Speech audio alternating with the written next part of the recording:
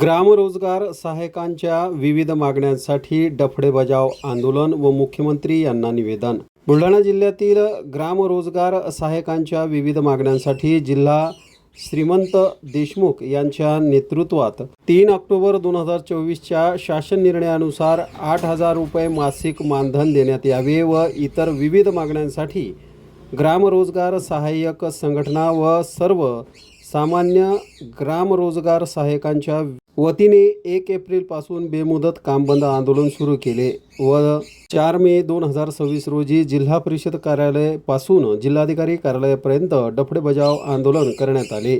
जिल्हाधिकारी व मुख्याधिकारी यांच्यामार्फत मुख्यमंत्री देवेंद्र फडणवीस यांना निवेदन देण्यात आले।